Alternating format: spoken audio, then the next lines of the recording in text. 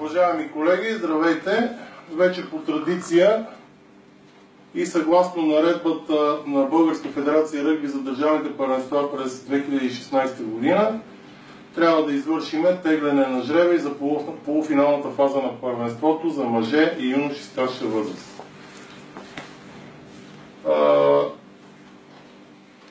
Теглянето ще протече последния ред. Подготвили сме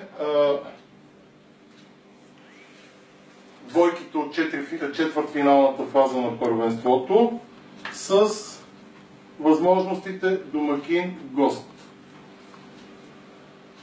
Теглянето ще бъде извършено в състав Павел Велков, председател на спортно-техническата комисия, Валентин Зарков, секретар на дисциплинарната комисия. Комисия за теглянето ще отговаря състезателката от НСА Елена Пипишева и оператора Иван Иванов.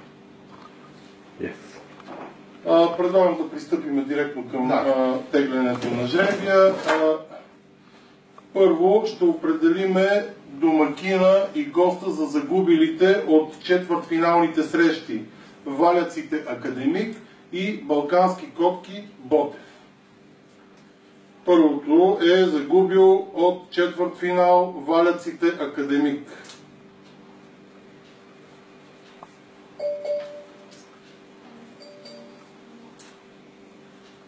Второто загубил от четвъртфинала Балкански котки Ботев. И съответно гост, извинявам се, и домакин.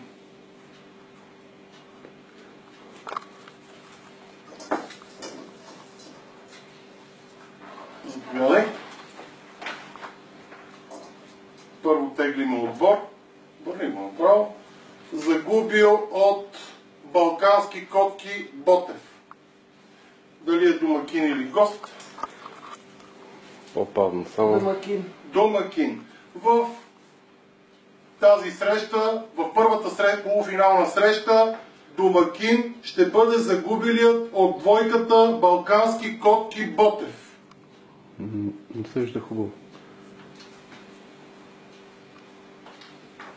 Моля останалите две да изчета, за да потвърдим жребия.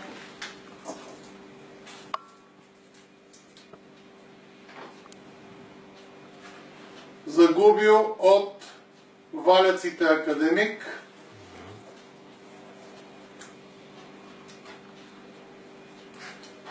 гост.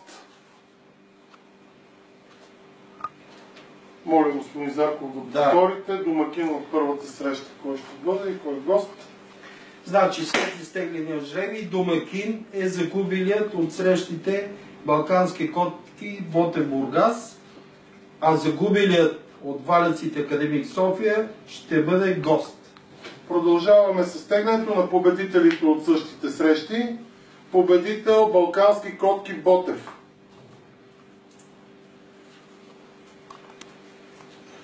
Победител от Валяците Академик.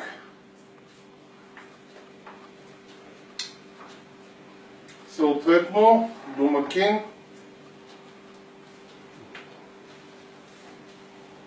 гост.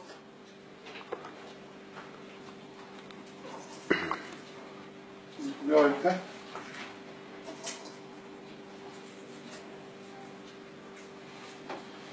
Победителят от Балкански котки Ботев в първата среща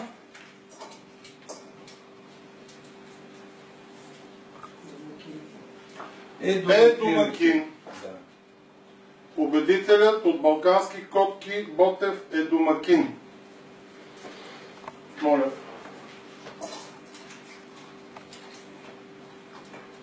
Победителят от Валяците Академик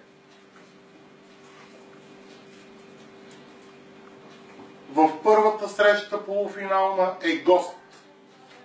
Моля господин Зарков. Да, значи победителят от Балкански котки Ботев Бургас е домакин, а победителят от Валяците Академик София е гост в първата среща. Преминаваме към следващата двойка. Загубил от срещата НСА Локомотив. загубил от срещата Янтра варварите. Съответно, домакин,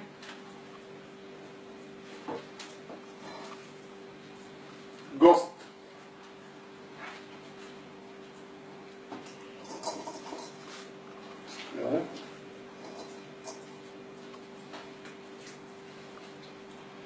НСА Локомотив.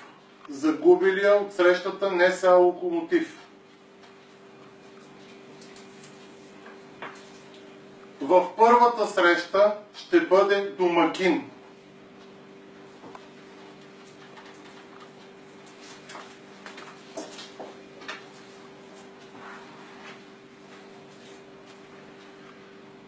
Загубилият от Янтра варварите. В първата среща ще бъде гост. И последното твърдение. Значи още един път, загубилия от НСА Локомотив София, първата среща ще бъде домакин. А загубилият от Янтра варварите София ще бъде гост. Последните двойки. Победителят НСА Локомотив.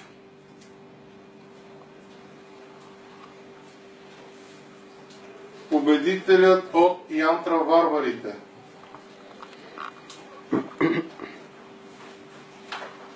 Гост.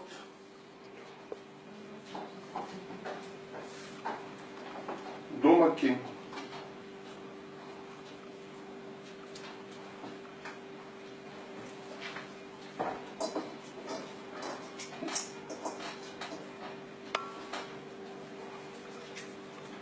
Победителят от Янтра варварите.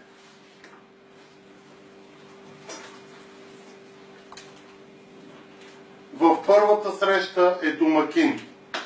Победителят от Янтра варварите в първата среща е домакин.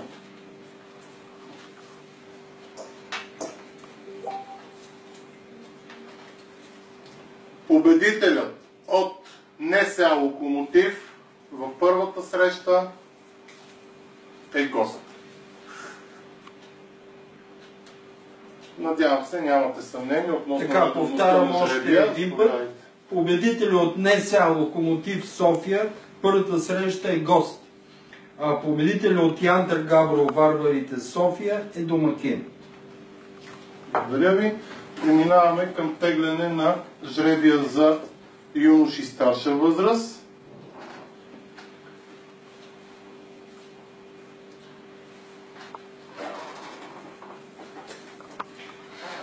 Валяците Варна. Само една секунда. Сбора на валяците Перник. Отбора на Варна, град Варна.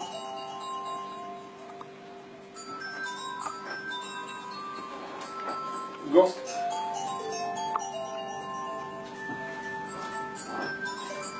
Домакин.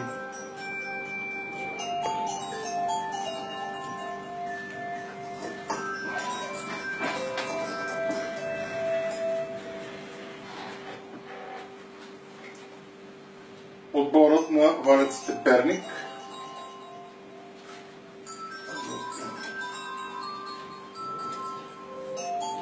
Домакин. Моля следващите.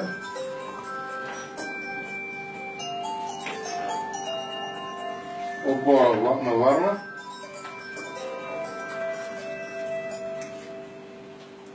Гост. Така. Валяците Перник, Варна. Валяците Перник е домакин на първата среща. Варна е гост. Така, първият от втора група е отбора на Янтра. С втория група Локомотив. Гост.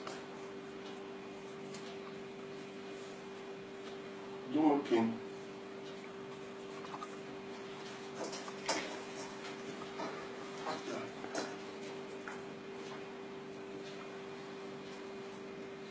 отбора на Локомотив в първата среща е гост.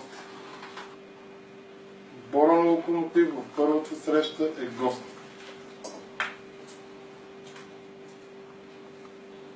Отбора на Янтра, Габрово,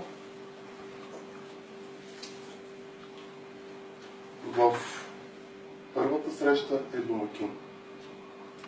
Колеги, това беше жребия. Само да повторя. Колегата. Да, значи, втората двойка юноши старша възраст Янтра Локомотив. Янтра е домакин на първата среща.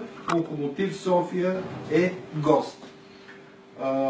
Датите и часовете на срещите ще се уточнят допълнително и ще бъдат сведени до всички касаещи клубове. Да, благодаря ви. Възможните дати, те са ясни, вписани са, но ще се уточни точно в кой ден между отборите и в понеделник 17 часа 17 часа ще бъдат определени на заседание на двете комисии, така че се определят окончателно дните и часовете на среща. Окей, благодаря ви.